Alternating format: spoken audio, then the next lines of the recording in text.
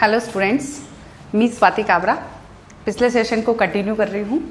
अपन ने पिछले सेशन में पढ़ा था rule of debit and credit. उसमें मैंने आपको बताई थी कि there are two approaches for debit and credit. एक थी आपकी ट्रेडिशनल अप्रोच और सेकंड थी आपकी modern approach.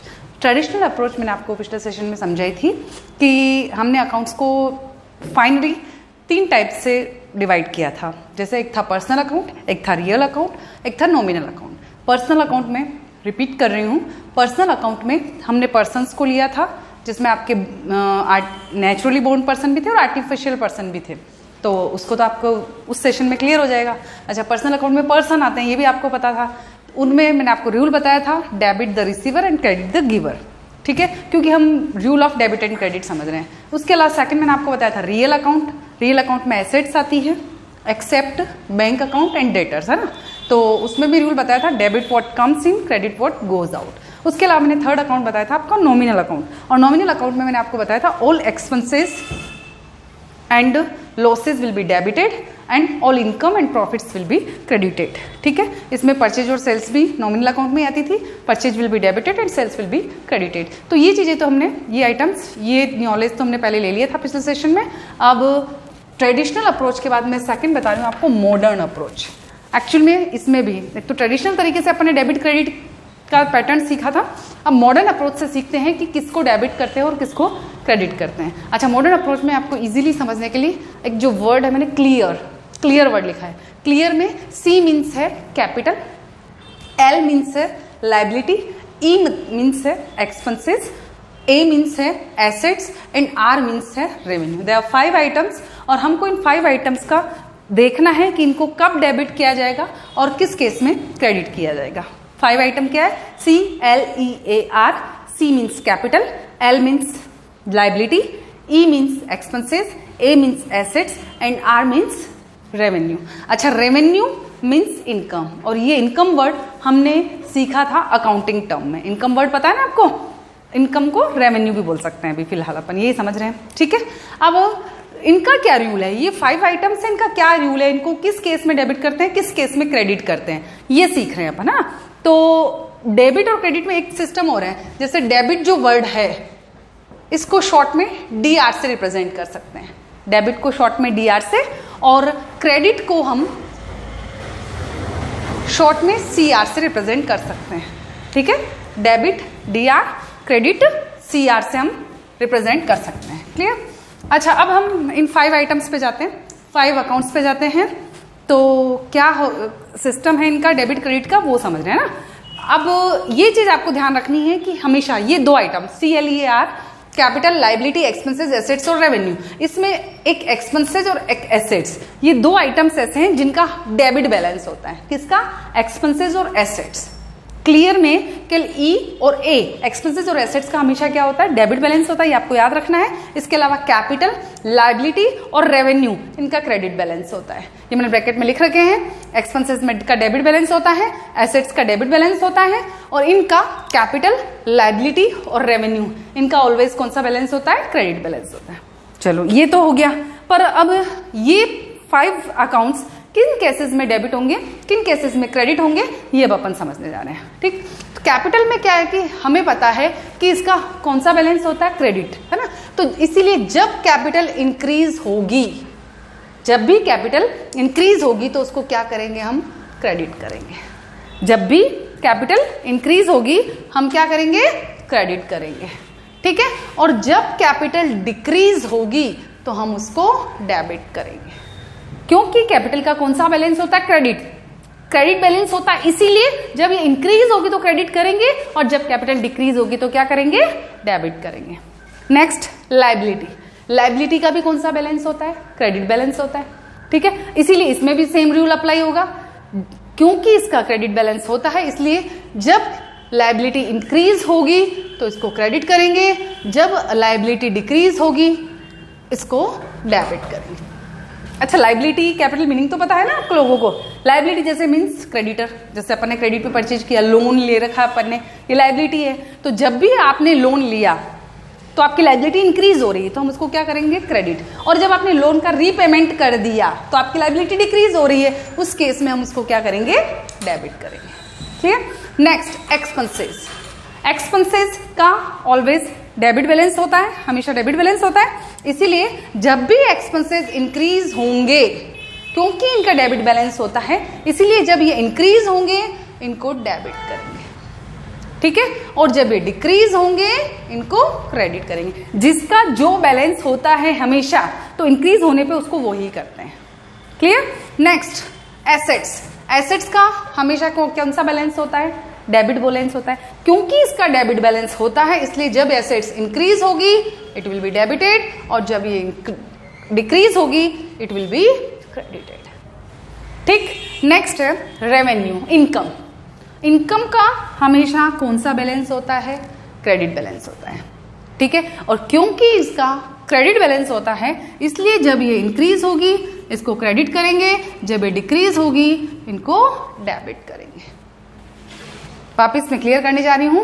Modern approach CLEAR 5 accounts को डिस्कस कर रहे हैं हम इसमें। 5 अकाउंट्स है। C means capital, L means liability, E means expenses, A means assets, R means revenue या इनकम, ठीक है। इनमें से एक्सपेंसेस और एसेट्स का डेबिट बैलेंस होता है, बाकी कैपिटल, लाइबिलिटी और रेवेन्यू का क्रेडिट बैलेंस होता है, और जिनका जो बैलेंस होता है उनको इंक्रीज होने पे वो ही करते हैं। जैसे कैपिटल, लाइबिलिटी और रेवेन्यू, इन तीनों का क्रेडिट बैलेंस होता है, इसलिए जब ये इंक्रीज होती है तो इनको क्रेडिट करते हैं, जब ये डिक्रीज होती है तो इनको डेबिट करते हैं। इसके अलावा एक्सपेंसेस और एसेट्स का हमेशा डेबिट बैलेंस होता है, ठीक है, डेबिट बैलेंस होता है, इसीलिए जब ये इंक्रीज होगी इनको डेबिट करेंगे, जब ये डिक्रीज होगी इनको क्रेडिट करेंगे, ठीक है।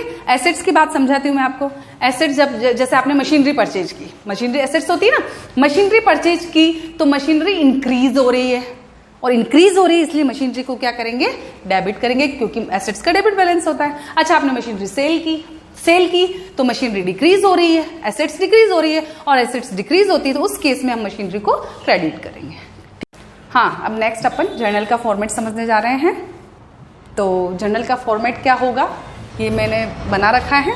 सबसे पहले फर्स्ट कॉलम इसमें होगा डेट का, नेक्स्ट कॉलम होगा पर्टिकुलर का, नेक्स्ट LF जिसका फुल फॉर्म होता है लेजर फोलियो, एक होगा अमाउंट का डेबिट कॉलम और एक होगा अमाउंट का क्रेडिट कॉलम, ठीक है। अब इसमें क्या क्या फिल करना है? Number 1 date. डेट वाले कॉलम में तुम्हें डेट ऑफ ट्रांजेक्शन फिल करनी है कि वो ट्रांजेक्शन किस डेट को हुआ है, क्लियर। डेट वाला कॉलम क्लियर। पर्टिकुलर वाले कॉलम में आपको एंट्री लिखनी है, जो मैं समझाऊंगी किस तरीके से रिप्रेजेंट करनी है, एंट्री लिखनी है। फिर आता है LF मीन्स लेजर फोलियो। ये लेजर फोलियो जो कॉलम है ये किस काम आता है? LF तो मैंने आपको बताया था कि हम जब रिकॉर्ड करते हैं, रिकॉर्ड तो हमने जर्नल में कर लिया, उसके बाद क्लासीफाई होता है, मीन्स जर्नल के बाद ये इसमें जो भी अकाउंट आएंगे, चाहे बैंक अकाउंट हो, चाहे मोहन अकाउंट हो, चाहे कस्टमर का कोई भी अकाउंट हो, इनके अलग अलग अकाउंट बनते हैं और वो अकाउंट लेजर में बनेंगे, जो हम पढ़ेंगे लेजर, वो भी एक टॉपिक है। तो यहां से ये जो अकाउंट बनेंगे, जैसे कैश अकाउंट है, तो हम इसको कैश अकाउंट को अभी जर्नल में तो लिख ही रहे हैं, इसको नेक्स्ट स्टेप लेजर में भी लिखना पड़ेगा। तो लेजर में हमने इस अकाउंट को कौन से पेज नंबर पे रिप्रेजेंट कर रखा है, वो पेज नंबर, वो लेजर फोलियो नंबर यहाँ पे आता है। समझ में आई बात?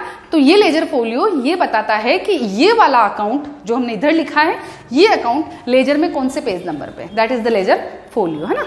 उसके बाद अमाउंट वाले कॉलम पे आइए।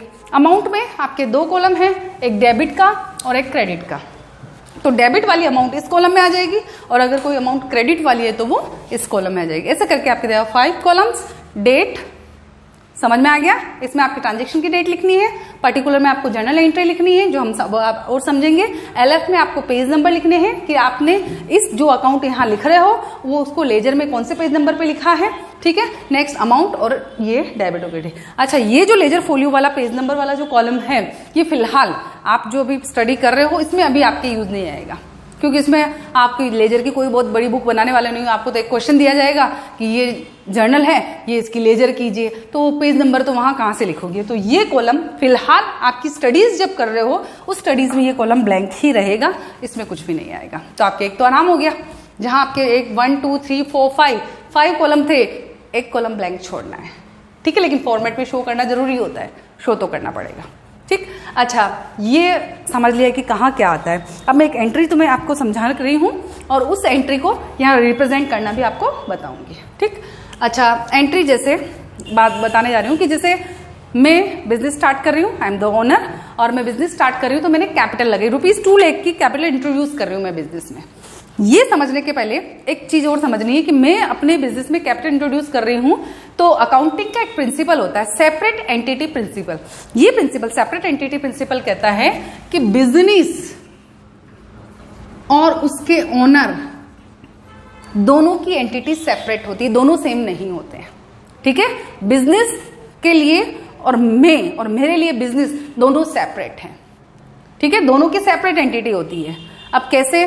जैसे मैंने कैपिटल इंट्रोड्यूस की तो देखना दोनों का अलग अलग माहौल बन रहा है। मेरे यहां से तो पैसा जा रहा है, ओनर के यहां से पैसा जा रहा है और बिजनेस में पैसा आ रहा है, तो दोनों की सेपरेट एंटिटी। सेम मैटर कहां हुआ? दोनों के लिए। ठीक है, तो दोनों इसमें अलग अलग है और हमको जो भी ट्रांजेक्शंस रिकॉर्ड करने हैं किसके पॉइंट ऑफ व्यू से करने हैं? बिजनेस के पॉइंट ऑफ व्यू से, न कि ओनर के पॉइंट ऑफ व्यू से। जो भी देखेंगे एक्सपेंसेस किसके पॉइंट ऑफ व्यू से? बिजनेस के पॉइंट ऑफ व्यू से। एक्सपेंसेस है क्या? इनकम बिजनेस की है क्या? ओनर की नहीं देखनी है। ठीक है, इसके अलावा अपने बोला था debit what comes in and credit what goes out, वो बिजनेस के पॉइंट ऑफ व्यू से देखना है। क्या बिजनेस में आ रहा है, क्या बिजनेस से जा रहा है, किसके पॉइंट ऑफ व्यू से देखना है अपने को? बिजनेस के पॉइंट ऑफ व्यू से, न कि ओनर के पॉइंट ऑफ व्यू से। चलो वो भी हो गया। अब मैं वो बता रही हूँ कि मैंने जैसे 2 लाख रुपीज बिजनेस में इंट्रोड्यूस किए, एंट्री कौन करेगा? बिजनेस। ठीक है, बिजनेस के पॉइंट ऑफ व्यू से मैं एंट्री समझा रही हूं आपको कि बिजनेस इस मैटर की क्या एंट्री करेगा? ओनर 2 लाख रुपीज लेके आया। अच्छा, बिजनेस में तो पैसा आ रहा है, कैश आ रहा है भाई बिजनेस में, तो एक अकाउंट तो कौन सा इफेक्ट करेगा? Cash account. Cash account business पहले देख रहा है कि कौन से 2 अकाउंट है जिन पे इफेक्ट पड़ रहा है, बिजनेस में कैश आ रहा है। First account cash account. अब क्या, एक 2 अकाउंट तो चाहिए ना, ड्यूअल एस्पेक्ट है। सेकंड अकाउंट ढूंढते हैं इस ट्रांजेक्शन में। बिजनेस में पैसा कौन दे रहा है? गिवर ओनर है, तो गिवर का नाम भी आना चाहिए ना। ओनर पैसा लगा रहा है तो उसका नाम तो आना ही चाहिए। लेकिन मैंने आपको बताया था कि ओनर अपना नाम अपने ही बिजनेस में कभी नहीं लिखता है। मैं बिजनेस कर रही हूं तो मेरी अकाउंटिंग रिकॉर्ड्स में मैं मेरा ही नाम नहीं लिखूंगी। ठीक है, मैंने इससे ट्रांजेक्शन किया तो ओनर का नाम नहीं आता। ओनर को रिप्रेजेंट करने वाले कैपिटल अकाउंट और ड्रॉइंग्स अकाउंट होते हैं। हाँ भाई, यहां ओनर पैसा ला रहा है और जब ओनर पैसा इंट्रोड्यूस करता है किसी भी बिजनेस में तो वो क्या कहलाती है? कैपिटल। ठीक है, ये ओनर को रिप्रेजेंट कर रहा है कैपिटल अकाउंट और एक कैश आ रहा है। हाँ भाई, 2 अकाउंट तो अपन ने देख लिए कि 2 अकाउंट पे इफेक्ट पड़ रहा है। नंबर 1 कैश आ रहा है, नंबर 2 ओनर पैसे दे रहा है, ओनर गिवर है, तो उसको कैपिटल से रिप्रेजेंट करेंगे। ये तो पता कर लिया कि 2 अकाउंट पे इफेक्ट पड़ेगा, कैश अकाउंट और कैपिटल अकाउंट। अब पता करो कैश अकाउंट कौन सा अकाउंट है? That is the real account. और कैपिटल अकाउंट कौन सा अकाउंट है? That is the personal account. अब इनका रूल अप्लाई करके देखो कि ये डेबिट होगा कि क्रेडिट होगा। कैश अकाउंट रियल अकाउंट है, रियल अकाउंट का रूल होता है debit what comes in and credit what goes out. यहां कैश आ रहा है, so cash account will be debited. ठीक है, अब कैपिटल अकाउंट पर्सनल अकाउंट है और पर्सनल अकाउंट का रूल क्या बोलता है? Debit the receiver and credit the giver. ये गिवर ओनर गिवर है, वो कैपिटल इंट्रोड्यूस कर रहा है, ही इज द गिवर, और गिवर को क्या करते हैं हम? क्रेडिट। तो कैपिटल अकाउंट को क्या किया जाएगा? क्रेडिट। हाँ, कैश अकाउंट डेबिट होगा, कैपिटल अकाउंट क्रेडिट होगा, ये हमने पता कर लिया। अब इस ट्रांजेक्शन को मैं यहां रिकॉर्ड करना बता रही हूं कि जनरल एंट्री में इसको कैसे रिप्रेजेंट करेंगे। सबसे पहले डेट ऑफ ट्रांजेक्शन। ठीक है, मान लो 1 अप्रैल 2020 को इसने कैपिटल इंट्रोड्यूस की है, तो यहां डेट आ गई ट्रांजेक्शन, इस डेट को कैपिटल इंट्रोड्यूस हुई है। अब मैं इसको जर्नल एंट्री को, इस मैटर को यहां जर्नल एंट्री पूरी लिखना समझा रही हूं आपको। सबसे पहले 2 आइटम है, कैश अकाउंट जो डेबिट होगा, कैपिटल अकाउंट जो क्रेडिट होगा। तो लिखेंगे कैसे जो समझना, कैश अकाउंट इज डेबिटेड, तो ऐसे लिखेंगे कैश अकाउंट डेबिट। ठीक है, ये तो लिख दिया कैश अकाउंट। डेबिट वाले को पहले लिखना, ये ध्यान रखना। 2 लाइन में ट्रांजेक्शन होगा, फर्स्ट ट्रांजेक्शन डेबिट वाला आएगा, सेकंड क्रेडिट वाला आएगा। तो मैंने डेबिट वाले को तो लिख दिया, पहले डेबिट वाले को लिखना है तो ये लिख दिया मैंने कैश अकाउंट डेबिट। अब क्या बचा आपका? सेकंड कैपिटल अकाउंट, जिसको क्या करना है? क्रेडिट। लेकिन इसको रिप्रेजेंट करने का तरीका अलग है। कैश अकाउंट डेबिट लिख दिया, कैपिटल अकाउंट लिखेंगे तो सही सेकंड लाइन में, पहले डेबिट वाला आइटम लिखा फिर क्रेडिट वाला लिखना है ना, इसको सेकंड लाइन में लिखेंगे। लेकिन क्रेडिट वाले आइटम को बस ये 2 कैपिटल अकाउंट करेंगे। 2 लिखा, दैट मीन्स ये क्रेडिट हो गया है। ठीक है, डेबिट वाले में तो साफ लिखेंगे ये डेबिट हो रखा है। जो क्रेडिट वाला आइटम है कैपिटल अकाउंट, इसमें कैपिटल अकाउंट क्रेडिट ऐसा नहीं लिखेंगे, बस ये 2 कैपिटल अकाउंट लिख देंगे। 2 लिखा, दैट मीन्स ये क्रेडिट हो गया। तो ये आपकी जर्नल एंट्री बन गई है। फास्ट बोलते हैं cash account debit to capital account, that is the journal entry for introducing the capital. ठीक है, अभी तो अपने को बहुत सारे फिल करने हैं। नंबर 1 डेट मेंशन कर दी, नंबर 2 ट्रांजेक्शन की जर्नल एंट्री कर दी। जर्नल एंट्री करने के बाद अभी ये कॉलम पूरा नहीं हुआ है, कंप्लीट नहीं हुआ है, इसमें क्या करेंगे हम ब्रैकेट में, ये तो लिख दिया, ब्रैकेट में हम ये जो ट्रांजेक्शन है इसकी नरेशन लिखेंगे। नरेशन मीन्स ये ट्रांजेक्शन ये जो एंट्री करी है कौन सा ट्रांजेक्शन है, क्या किस वजह से एंट्री की गई है, वो नरेशन में मेंशन करेंगे। ठीक है, अब क्या किस वजह से एंट्री करी, क्योंकि ओनर ने क्या की है, कैपिटल इंट्रोड्यूस की है, तो बस उस चीज को शॉर्ट में लिखना है आपको। जो भी वजह है इस ट्रांजेक्शन की उसको आपको शॉर्ट में लिखना है। क्या लिखेंगे, कैपिटल इंट्रोड्यूस्ड, या बाय ओनर भी लिख सकते हो, बाय प्रोप्राइटर, ये आपके नरेशन होगी। नरेशन को शॉर्ट में, मैटर भी एक्सप्लेन हो जाए और जितना शॉर्ट हो सके उतना शॉर्ट में करना है। अच्छा, कभी कभी स्टूडेंट्स कहते हैं कि नरेशन में समझ में नहीं आती, क्या करें एकदम, तो क्या होगा, क्वेश्चन में आपको दे रखा होगा, लाइन दे रखी होगी कैपिटल इंट्रोड्यूस्ड बाय ओनर, तो आप फिर नहीं समझ में आए तो उसी लाइन को इसमें ब्रैकेट में लिख दो। जो क्वेश्चन में लाइन दे रखी है उसी लाइन को थोड़ा सा घुमा फिरा के शॉर्ट करके और वहीं लिख दो। अच्छा, एक चीज और समझ लो, जैसे मैंने लिखा है कैपिटल इंट्रोड्यूस्ड बाय ओनर, तो इसमें थोड़ा सा ये जो BEING, being capital introduced by owner, तो मतलब ये थोड़ा अच्छा इफेक्टिव लगेगा, तो ये being capital introduced by owner ये आपको मेंशन करना है। क्लियर, ये नरेशन हो गई। ठीक है, डेट मेंशन कर दी, जर्नल एंट्री हमने बना ली, रूल से बनाई, ऐसे नहीं बनाई है ना, रूल से जर्नल एंट्री बना ली, वजह लिख दी कि एंट्री किस वजह से की गई, दैट इज कॉल्ड नरेशन, और नरेशन कंपलसरी होती है, नरेशन के बिना आपके मार्क्स कट जाएंगे, नरेशन आपको मेंशन करना जरूरी है ना। अब आओ इधर, एक आराम आपके ये कॉलम में कुछ भी नहीं लिखना है, ये आपके आराम हो गया। अब है 2 लाख रुपीज इंट्रोड्यूस किए, तो जो आपने डेबिट लिखा ना, इस डेबिट के सामने ही आपको 2 लाख रुपीज अमाउंट लिखनी है। ठीक है, और ये टू कैपिटल अकाउंट, ये क्रेडिट वाली लाइन है, इस क्रेडिट वाली लाइन के सामने ही आपको 2 लाख रुपीज अमाउंट में लिखना है। डेबिट वाले के सामने डेबिट कॉलम में, क्रेडिट वाले के सामने उसी रो में आपको लिखना है, ये आपकी अमाउंट होगी। ठीक है, ये आपके केवल एक ट्रांजेक्शन की जर्नल एंट्री हुई है। ठीक, नेक्स्ट अपन ऐसे सेकंड ट्रांजेक्शन, बिजनेस में तो बहुत सारे ट्रांजेक्शन होंगे, उनकी एंट्रीज करते जाएंगे। ठीक, अब एंट्रीज करते जाएंगे, ये तो एक की हुई, फिर ये ऐसे जब आपकी जर्नल ओवर हो जाएगी तो आपको क्या करना है, इसकी टोटलिंग करनी है, टोटल करना होगा।